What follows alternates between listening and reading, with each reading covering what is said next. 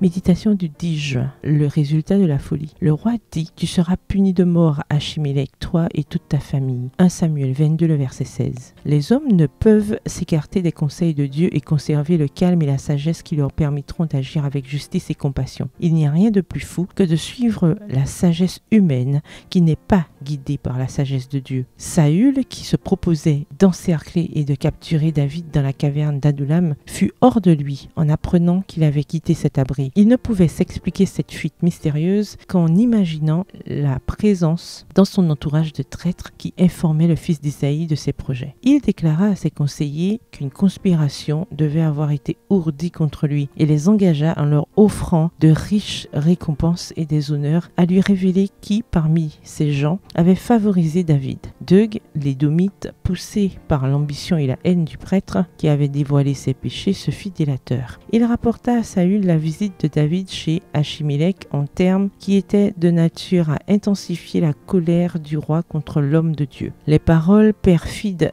de cette langue enflammée du feu de la géhenne provoquèrent une crise de barbarie chez Saül. Dans sa fureur, il déclara que toute la famille du prêtre périrait. L'atroce décret fut exécuté sur l'ordre du roi et par la main de Doeg. Non seulement Achimélec, mais les membres de la famille de son père furent égorgés. Voilà ce que fit le roi d'Israël sous l'ascendant de Lucifer. Quand Dieu avait déclaré que l'iniquité des Amalécites était parvenue à son comble, le roi s'était cru trop compatissant pour exécuter la sentence qui les condamnait à la mort. Et il avait épargné ce que Dieu avait voué à l'anathème. Ici, sans ordre de l'Éternel, il égorgeait tous les prêtres et exterminait tous les habitants de Nob. Telle est la perversité du cœur humain qui refuse d'être guidé par Dieu. Texte tiré du livre Patriarches et Prophètes au chapitre 64 aux pages 641 à 642. Bonne soirée, que l'Éternel vous bénisse.